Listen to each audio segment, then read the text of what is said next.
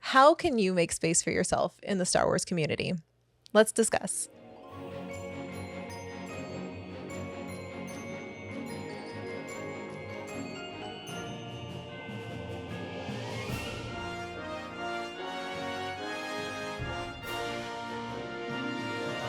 Welcome to Princess and Scoundrel, where we take you along our scrappily ever after, from Fantasyland to Tatooine and everything in between. I'm Sarah. And I'm Steven. And we're talking about the Star Wars community. It is a vast community. Sometimes it's good, sometimes it's bad. Sometimes it's ugly.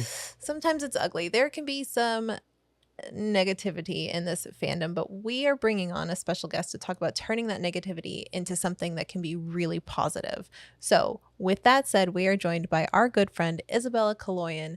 Isabella, thank you so much for hanging out with us today. Thank you for having me. I'm so excited to be here. So we wanted to sit down and talk to you. We've known you for a couple of years now. I guess we met at San Diego or Star Wars Celebration in Anaheim. But we've known you for a couple of years. We've kind of existed in the same realms online, and your story in social media and just being a creative and an entrepreneur in this space is so inspiring that we wanted to talk to you about what that's been like for you and just kind of the fandom of Star Wars in general and navigating that, because it can be interesting, to say the least. Yeah, well, thank you. I really appreciate that. And I never thought that this would really become like my job, like my whole life would revolve around Star Wars. But it's been almost 10 years now that I've been posting online about Star Wars, which is crazy to even say. But yeah, it's been a really fun journey, and I'm excited to talk to you guys about it. That's a very long time. So I think most people know you online as Isabella Amidala, which I think kind of gives a little bit of a peek into what got you into Star Wars. But what was it about Star Wars? How did you fall in love with it in the beginning? I always say I'm a prequels baby. So I was born in 97. So I was like the perfect age to experience like the prequels mania. I have an older brother. He's 6 years older than me. So I remember him like always being obsessed with it. We always had like the toys around the house, and I'd always like play with my neighbors. We would like, someone would have blasters like Nerf guns, and the other people would have lightsabers, and we would, bounce off the couches and just play pretend, reenact scenes and stuff. So I was always around Star Wars, but I was never really like obsessed with it like how I am now, until I started dating my husband. And he is a diehard fan. So Star Wars has always been his absolute favorite thing. And we started dating in 2014. So this was right around the time that the sequel trilogies were going to come out. So that like everyone was excited again. They're like, Star Wars is back. So we sat down together and we watched all the movies. So we watched the original trilogy first, and then we watched the prequel trilogy. And I don't know what it was, maybe just being a little bit older at that point. There were things that stood out to me more than when I watched them when I was little. You know, when you're little, you like all the action, and you like the just kind of the visual aspect, I guess I'll say. And as I got older, I kind of understood these more serious themes and topics and stuff like that. Once we finished watching episode 3, something clicked. It just felt like I just loved how full circle the story felt.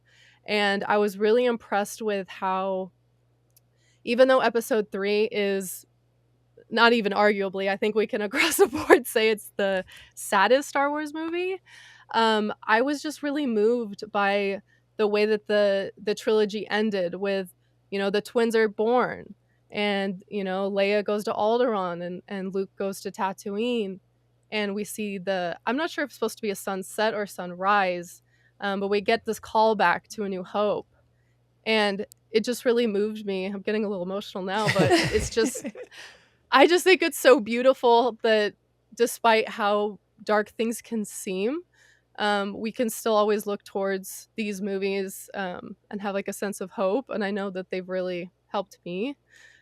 So yeah, that after that, I was like, oh, we're rewatching Clone Wars, we're rewatching Rebels. Like I couldn't get enough, and I'm like still like that today. I'm like, I don't think anyone could ever really consume all that Star Wars like content. But I think that's why I love it so much, because like there's always something new to learn and new to explore and think about. So yeah, it's kind of taken over my life. Well, I mean, I could kind of agree with the thing that I fell in love with, and I watched the original trilogy first. It was that hope. Like that was the theme that just kind of sucked me into it. And kind of same as you, I was a teenager when the prequels came out. So yeah, it was like a fun movie, or it was, fun trilogy, but I didn't like fully get it.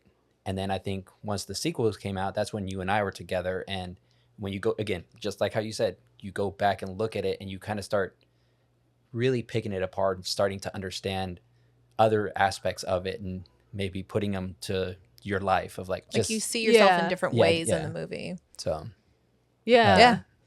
So okay, so you're obsessed with Star Wars. We all are, right? But but there's a difference between really loving the movies and the shows and all of the things, and actually starting to create content around something that you love, like Star Wars. So what was it that really pushed you to say, like, you know what, maybe I can start either I posting costumes or bounds or drawings, or like reposting, like what you did with Star Wars style, reposting other Yeah. people's costumes. What was it that pushed you into, rather than just consuming Star Wars content, but creating Star Wars content? We've been posting online for about like 10 years now about Star Wars in some capacity. Our first account was Star Wars Pins for Days, which was a Disney pin trading account. So that was something that my husband and I really like. That was one of the hobbies that we both shared that we absolutely loved.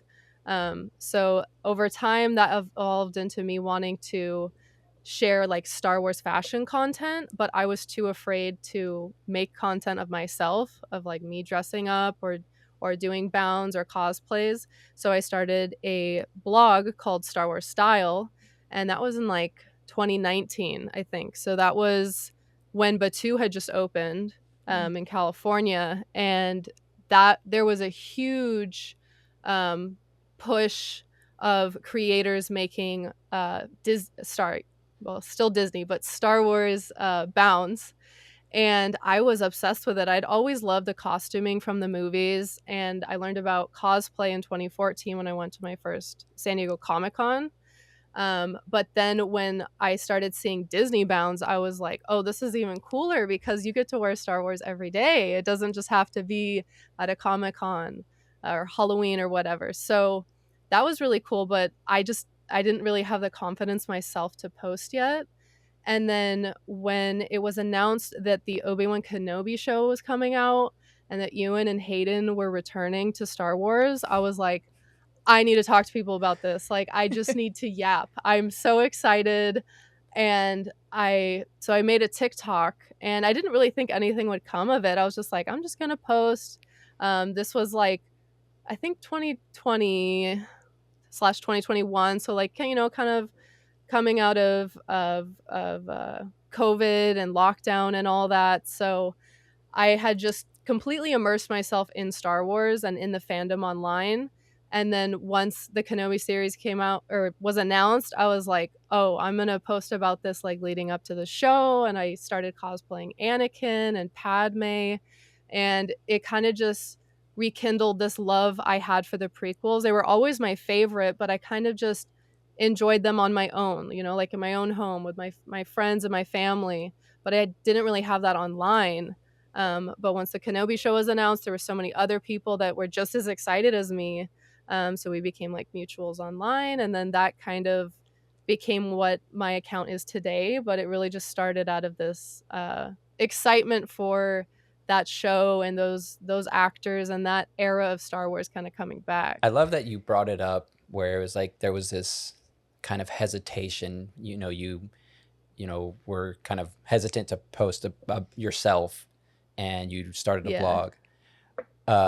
I've talked about it, on our show, but growing up, I always felt like a closeted Star Wars fan. I loved it, but it was considered nerdy. It wasn't the cool thing, Yeah. and so I enjoyed it, with just like close friends. And there was a point of I need to start sharing it. Like, I know what I love and I'm secure in myself. But as a female, did you also feel that, where this is a male dominant, IP, you feel like, oh, I Yeah. can't, uh, really talk about like the things that I like, because somebody's gonna come and say, oh, Say, I'm wrong. sit down, little lady. Yeah. Like, was there that at the beginning where you're like, I'm afraid to show who I really am, because there was just that, you knew your stuff, but you were just hesitant. You didn't needed that push to Yeah. say, I want to do this. Yeah. Yes, I definitely felt that. I originally wanted my account to be Isabella Skywalker, but this was right after The Rise of Skywalker had come out.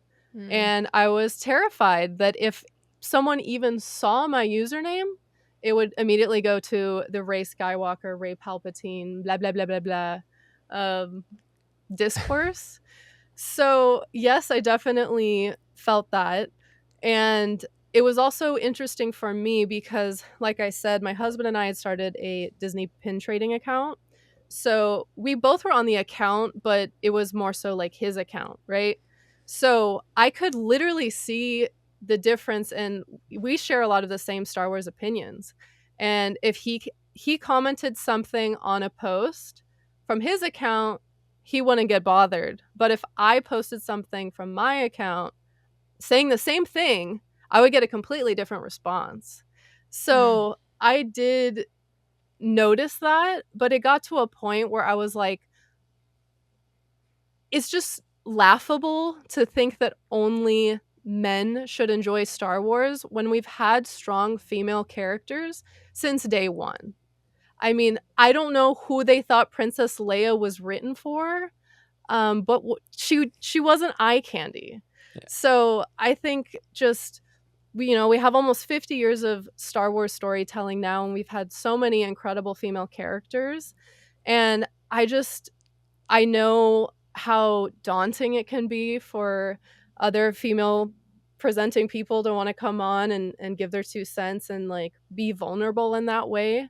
But I think the rewards outweigh the risk. I think, yeah, you'll maybe get an occasional comment from someone saying something silly, but like I've made so many friends, so many incredible memories because of Star Wars and sharing my love of it, and that completely outweighs any of the negativity. And honestly, I just kind of feel pity for those people who can't let other people enjoy Star Wars. Um, I don't get upset. I know a lot of people will try to like, and I get it because they want to defend themselves and they want to make sure that people don't feel comfortable treating other people that way. But at the end of the day, I think you just have to focus on what you love and engage with those people who like the same stuff that you do. And there are plenty of people that you can find online that are like that. So that's kind of how I navigate that. Thank goodness, right? Thank goodness there are other people out there that just enjoy Star Wars and love it for what it was, because you had a I feel like incident is a very small like makes that a little too small, but you had something happen to you last year, right? I think it was the end of last year, where Mhm. you got this you've had this wonderful career in creating content around the fandoms that you love, and specifically in Star Wars, where you've worked with all of these wonderful brands. And then you had this opportunity to receive a box from a big brand, which is like absolutely thrilling. Like if a brand sends you something, you're just like, me? Like you want to send me Yeah. something? Like this is an absolute dream come true. And you were sent a box from Hasbro about the Ahsoka show, right? And so Mhm. you filmed an unboxing video of this promotional box that you received. When you got that, when you were like putting the video together, were you like, do you anticipate the type of reaction that your content is going to get before you post it? Or what was your thought process when you were like putting together that video initially? That was the least controversial video I've probably posted. So I absolutely was not expecting to get for it to get the response that it did. It was literally just me opening up a box of toys. As you can see, I love Star Wars. I love collecting. And Ahsoka's one of my favorite characters. So I was just excited. And for whatever reason, that triggered a lot of miserable people. Um, but I really didn't think I was going to get a negative response to it, because I've posted similar videos like that before, where companies like send me something, I work with someone. And people are usually like, "Oh, that's so cool. That's awesome." And Yeah. like it's not that serious.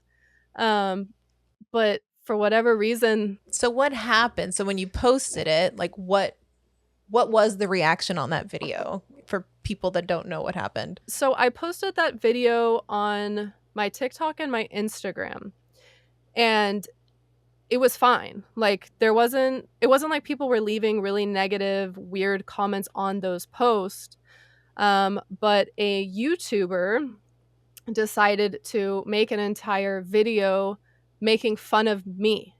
So he tried to frame it as him being a dissatisfied Hasbro consumer, and tried to frame it as he doesn't like Disney Star Wars, he doesn't like the show, he doesn't like the agendas that Star Wars is now pushing. Um, so he made an entire video mocking me, the way I looked, the way I talked, saying that I was cringe and like didn't deserve the box, that I wasn't a real fan. Um, so that was really weird. And that happened, I think, like 2 weeks after I posted the video. And there were all these, like, all of his followers obviously are commenting, agreeing with everything that he's saying, because it's an echo chamber. Right. And so it was just weird because I had never had something like that happen before, and I just didn't understand why someone would like go to that length to, like, if you don't like my video, just keep scrolling. Right. Yeah. Like, you don't have to spend a whole day. Like, he scripted a whole thing. He like pretended to be a Hasbro employee. He had a puppet that he was talking Oh my to. god. It was, yeah, it was a whole thing. It wasn't like he stitched a video. Like, it was a whole thing. So at first, I just ignored it because I was like, clearly this guy just wants attention. And I didn't think there was anything I could say to, kind of change his mind. Like, I'm not gonna, no, I am a fan. No, I love these products. Like, it just felt like there was no point in even addressing it, right? Right. So I ignored it. And then it had just been, I don't know what it was, but it had been getting, like, the fandom had become increasingly aggressive, on just various posts. It wasn't about like a specific topic. It was just like the fandom was getting very argumentative. And it was just like weird. And someone had commented something on a separate post and was like, "You're just making this up. Women don't like have like women are not treated differently in this community. You're just making this up for attention," and like blah blah blah blah blah. And anyone who has spent 5 minutes in the Star Wars community knows how women are treated in this community. So I just made a response video, and I was like, okay, well, here is one instance where this happened to me, and this happens every single day to thousands of members of the community. But just for argument's sake, here is something that happened to me a couple weeks ago. And the video like blew up because there were so many people in the community saying like, "Oh my god, I've dealt with similar things, or I've been afraid to share my fandom, or I've left the fandom because of the way I've been treated, and I'm so sorry that you had to deal with this." So that was really heartwarming because I could not believe like the outpour of love and like support and everything from everyone. So that was really, really nice. But it was just hard because some of the comments, like, there was a comment on the YouTube video where the guy said, "Do you ever feel like holding someone's head underground until they stop like moving?" So essentially talking about killing me. And the creator of the video liked that comment. He Ugh. liked all of the comments on the post. And just just horrible stuff. Like the most horrible things you can say about someone that you don't know was on that. And then it made its way to Twitter. More people, oh, Disney shill. She doesn't know anything about Star Wars, blah, blah, blah, blah, blah. And yeah, it was a weird situation because it was just completely unwarranted. Like, I Yeah. literally just posted a video excited about toys, and that was the response. So, yeah, that was weird, but I was just like, I can't let people, like miserable people, keep me from being happy. And so I guess kind of like, that guy can keep making videos in his basement and, live his life, but I can't let that stuff bother me because at the end of the day, I'm just here because I love Star Wars and I'm just going to keep doing that. And I'm not going to let negative experiences prevent me from having more positive experiences in the future. And I remember that video, like your semi response of just kind of what it like. There was the receipts, Yeah. and like you said, Yeah. the outpouring of people saying like, "Hey, look, if whatever the situation, like you have to see this is what's going on. You need to see it. If you don't see it and you don't Yeah. feel like a little bit, like, ugh, like this is the fandom that we're with, and some of them are kind of uh unsavory people. Yeah. uh you have to kind of take a look at the whole thing. um but yeah, I remember that happening. But that kind of, and in your realm of content, we were also kind of like in that mix of uh or I think anybody that appreciates, or I don't know, just the Enjoys. joy of Disney Star Wars. Yeah. I Yeah. it seems to be that, oh, you're a shill, or they're have some agenda, and just like it, just because it's, I don't know, there's just a little bit of difference from, it's not the same movie, it's not the same story that was put out 40 years ago. Yeah. I think that's where it's like kind of hard. It's hard to continue loving, but at the same time, I want to keep loving it because I don't want it to be taken. And I think we've kind of had this conversation. I feel like for me, Star Wars is this toy that I had and I loved it growing up. And as we get older, I still love it. Sometimes things change on it. And as long as I still have it, I still love it. But I have to be able to share it with people. Yeah. And Yeah. so that other people could see that, hey, this is why I love it. Do you love it? And you're like, oh, let me change it a little bit. Let me change. And so I understand people not liking certain aspects of it. And I think the great thing is we have a plenty of Star Wars out there to, hey, I don't necessarily care for this. I mean, there's within a trilogy, I don't like, one of the movies, but the rest, the trilogy and all, I'm like, okay, I like it. Yeah. Or, I like this trilogy better than this. Like, that's okay. And I think Yeah. the seriousness of like making these threads, it's not that serious. Like it is Absolutely something to be not. consumed, and we could just Yeah. enjoy it. If you don't enjoy it, just keep moving. Like it's not that Mhm. serious. Yeah. So But that's rough. I mean, like I remember when you were going through it and like watching your response video and then your account got taken down and getting reinstated and just like all the things that you had to go through just to get back to where you had been. Yeah. Did you struggle with like, do I even keep going with this or do I just completely pivot or maybe just stop and step away? Because there were so many hurdles that were presented to you as a result of somebody being unhappy with you getting a free box of toys. Right? Like, Yeah. which is very strange, but was there ever a point where you were like, well, maybe this isn't for me. Maybe I need to just go do something else now? Or were you like, nah, I'm full force? Yeah, so the whole like video situation happened in October, and then I, made a response to it, and I had posted a couple videos of just kind of like talking about the fandom in general and like behavior and stuff like that.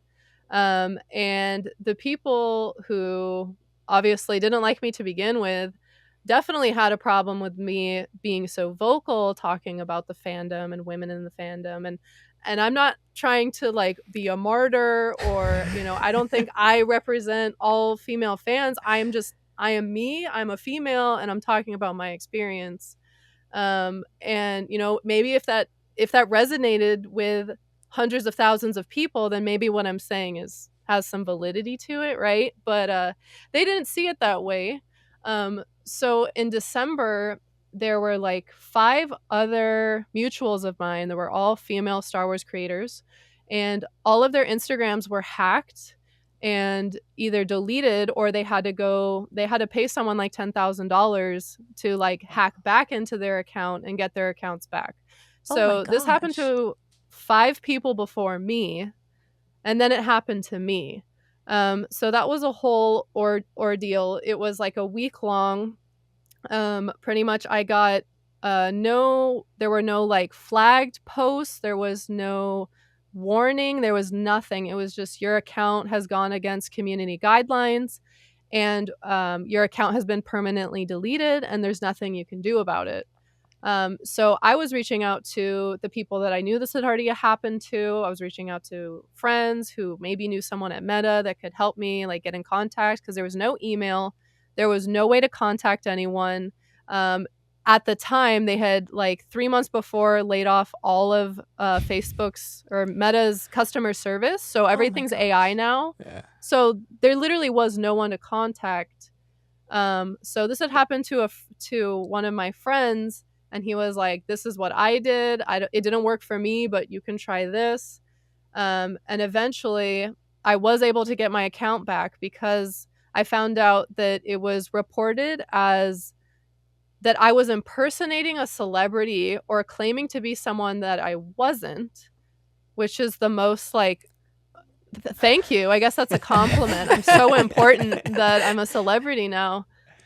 I don't know. That And you're was, impersonating but Yeah. yourself. yeah, it's like it's me. Every single post has my face in it. But so I was able to send in my ID and a picture of me holding my ID and say, like, this is me. You said my account was taken down because I'm impersonating someone. I'm not. This is who I am. And I was able to get my account back. But in between, so during this whole week, I am someone who I am pretty stubborn, but I am like, if you tell me that I can't do something, you're just gonna make me give it 300% effort to prove to you that I can. So after dealing with the stuff that happened in October and then them deleting my account, I was just like, I am no longer going to let people take away my opportunity to express myself and to be a part of my community. And it was frustrating because you really don't, I mean, you own the content that you make online, but it's not always going to be there. Yeah. We see like people are like, I can't get into my MySpace. I had 10,000 photos on there from high school that, I just can't get, or whatever it is, right? The internet is always moving forward. There's always so much going on.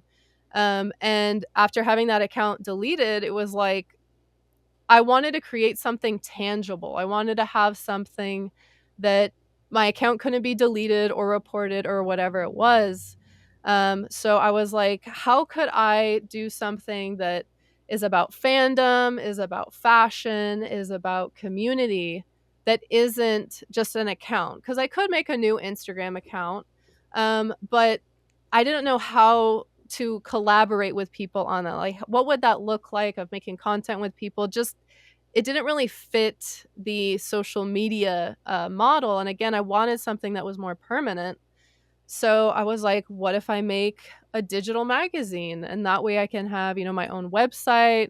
I own the URL, kind of like an old school blog, and just have it really be a community effort and representative of everyone in the community. But I also wanted to highlight female creators in the space because we deserve to be able to share what we're excited about and what we're working on and what we bring to the community. And I think the recent studies have shown that the Star Wars fandom is about 60% male and 40% female. So Wow. we really do make up a big chunk of this fandom.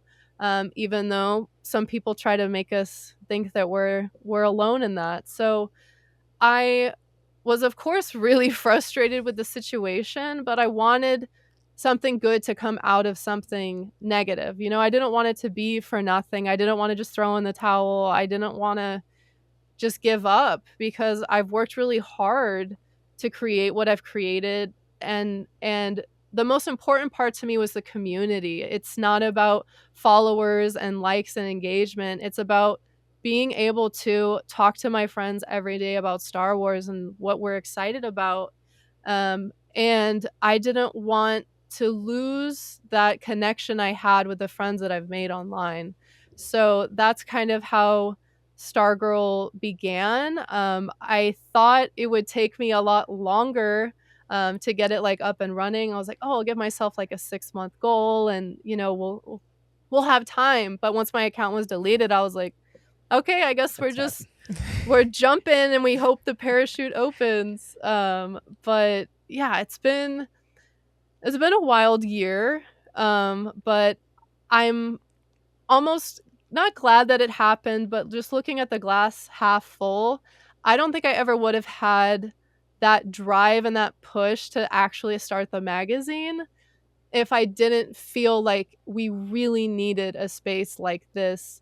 And I thought that I would be able to kind of do that. So, yeah, it's been crazy, but it's been really rewarding, being able to just make this little thing, like foster this thing that is positive. And I hope that helps the community and helps people feel seen and heard, and welcome. That's beautiful. And don't call it a little thing because Stargirl magazine is amazing. It's Thank very you. like when you're going through it, it instantly transported me back to being like a preteen and a teen. And when you would get the magazines in the mail and you're flipping through them and it's got the ads and it's got the fashion and the articles. And it was everything reminiscent about being a little girl in your room reading magazines, except that it's the fandoms that you enjoy and it wasn't just generic fashion and like random beauty tips and things like that. Like it Yeah. feels like it's when I was reading it, I was like, oh, this is a magazine that's made for me. Like it was so refreshing because people don't Yeah. really like read like I don't know who subscribes to like actual like physical magazines anymore.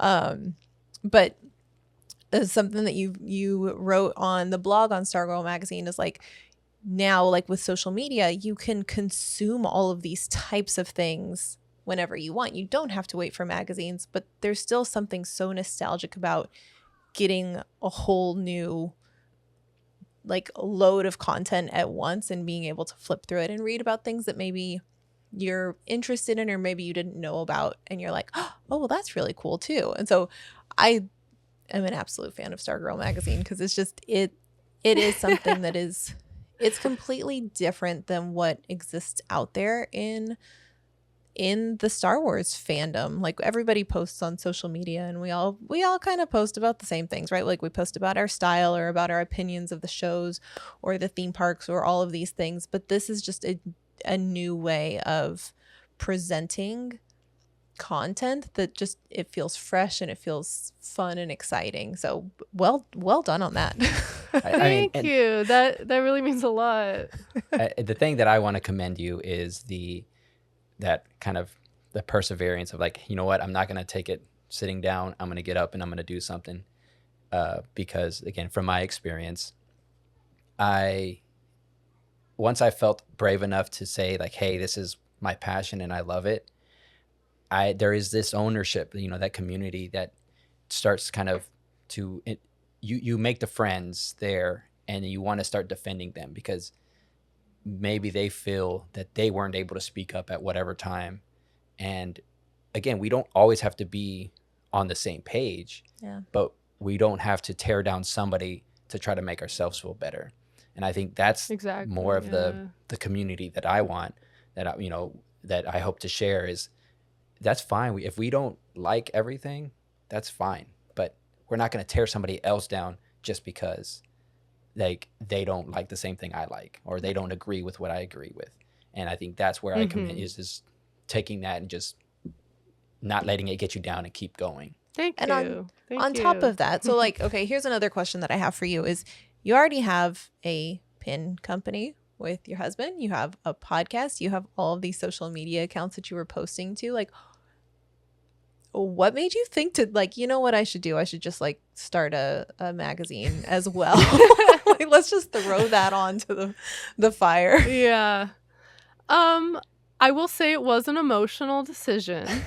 Um, it has definitely been more work than I anticipated, but I think this is the most rewarding thing I've ever done in the Star Wars community that I've been a part of. Um, when you're a content creator, 95% of your content is going to be you. It's going to be your face, your body, you talking, your opinion, what you think. And that's fun. Um, but I feel like there's something so much more meaningful when you can create something that isn't centered around yourself. So that's been really refreshing with the magazine because there are so many incredible people in this community. And I really want to highlight these people and encourage other people to come into this community because I Star Wars means so much to me, and I feel like I've really found myself through Star Wars, through watching the movies and cosplaying these characters that I look up to, and it's kind of given me the confidence to be myself, and I want other people to feel that way. So it's just it's definitely more work, but I think it's just been really satisfying being a part of something bigger. And that's such a huge theme in Star Wars too.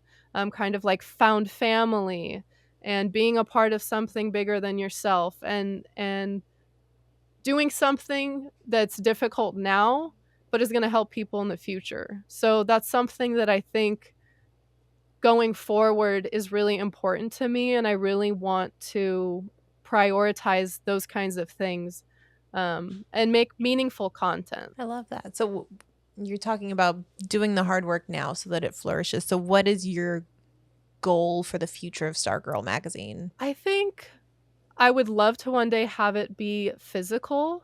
I think that would be really cool to have like an actual printed out magazine that we could mail out. My community director Veva and I have been talking about really big dreams that will take a long time. But I would love to eventually do community events in person. So do like some meetups across like the United States, maybe at different conventions, or even plan like a retreat. I think that would be really fun if we did like a hotel block out and then we had like maybe previous cover girls come in, or just people in the community, cosplayers, just have like a big weekend where kind of like a slumber party, we all get together, and we could have like do different like activities and maybe have like a movie night and just really foster that community aspect, because I know a lot of people, and I've even had some of my readers tell me they're like, I still don't have anyone to talk about Star Wars with in like my real life. It's all online. So I think being able to kind of be that hub, for this part of the community, I think would be really special. So hopefully one day soon we could do something like that where we can really, be all together, kind of like how Star Wars Celebration is.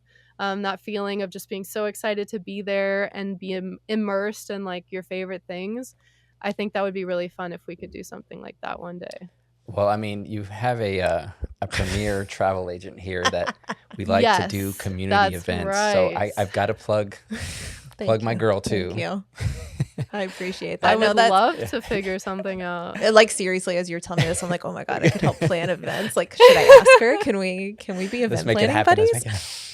Like, but that's one of the things that we're really passionate about too. And you alluded to it a bit with the Star Cruiser, and they similar in that it was this thing that we had helped to foster and build this big community around Star Cruiser, and people that got to go to this and like find themselves for the first time and get to be themselves and dress up and come up with the backstories and like all of the things that like that little kid version of them wanted to be.